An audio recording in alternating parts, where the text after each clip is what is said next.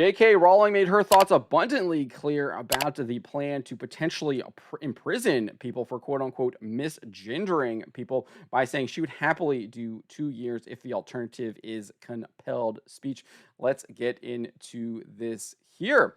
The supposedly desired change to the legal code of the United Kingdom was first detailed to the public by British outlet The Daily Mail, who on October 14th were able to reveal to their readers that, quote, deliberately calling someone by the wrong gender pronouns could become a hate crime punishable by imprisonment under a Labour government. Vowing to toughen up the sentencing guidelines for abuse and violence targeted at trans people, Labour would make attacks motivated by hatred of the victim's gender identity into aggravated offenses, explained the outlet's Martin Beckford. This would bring transphobic abuse into line with assault and harassment motivated by hatred on the grounds of race or religion, which are punishable by up to 2 years in prison. Critics warn that the policy could therefore mean jail sentences for someone refusing to use a transgender person's preferred pronouns or referring to them by their former name or their birth sex rather than their chosen gender.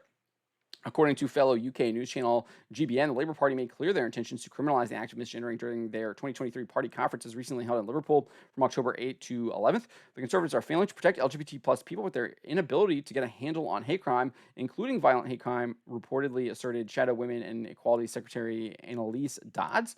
Labour will strengthen the law to ensure the perpetrators of anti-LGBT plus hate can no longer dodge longer sentences, and our fully funded plan to recruit 13,000 more neighbourhood police and community support officers would increase safety for everyone. Rowling would offer her thoughts on the matter amidst a brief October 17th discussion with a fan held via her personal Twitter account. She posted this. I guess there's a bunch of activists put up "Repeat after us, trans women are women" onto the UK's justice building, and she just responded, "No." Accurate. She then this person, Scott Spalding, responded to her, said, "Vote Labour, get a 2 year stretch." And then Rowling replied, "I'll happily do 2 years if the alternative is compelled speech and forced denial of the reality and importance of sex. Bring on the court case. I say it'll be more fun than I've ever had on a red carpet."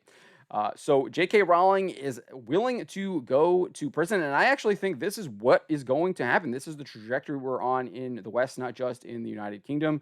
We are seeing this kind of decline where you are not allowed to actually speak the truth, and you are going to be imprisoned for speaking the truth. And in fact, quote unquote, mislabeling or misgendering people is actually lying to them because indeed your sex is an immutable fact. It cannot be changed. It doesn't matter whether or not you want to change it or you think you can change it. You can't. You are either a male or a female, and you were born that way.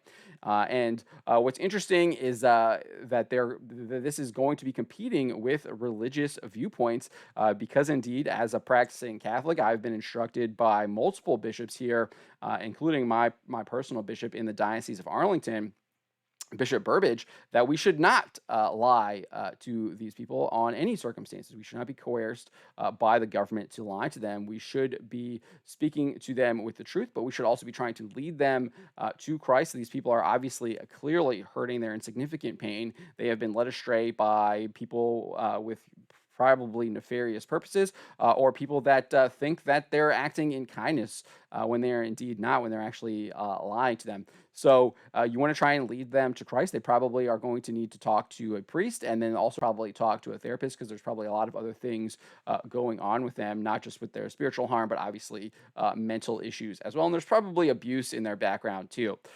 So you do want to pray for these people. I think a lot of them are victims, and they just they don't really know what this whole movement is, and they're being led astray. They're being led to the slaughter, as they say. We want to save them from that. So I do think this is going to happen. I think that there are going to start being punitive measures for this stuff, and it looks like J.K. Rowling is ready to be a martyr, and I think that's what's going to happen. We're going to have to look back to the very early Christians where they indeed were martyred, but their martyrdoms converted so many people and eventually converted the entire Roman Empire and spread Christendom into Europe. So I think that we're probably going to that's probably going to happen again. But this great evil that will be perpetrated on people will eventually, I think, convert people and lead them to the truth and have another kind of great awakening as early Christians did during the Roman Empire after severe persecutions. That just looks like where the state of the West is heading. not only in the United Kingdom, but here in the United States as well. But let me know what you think about what J.K. Rowling had to say about she's willing to be a martyr and to face 2 years in prison for speaking the truth. Subscribe for more.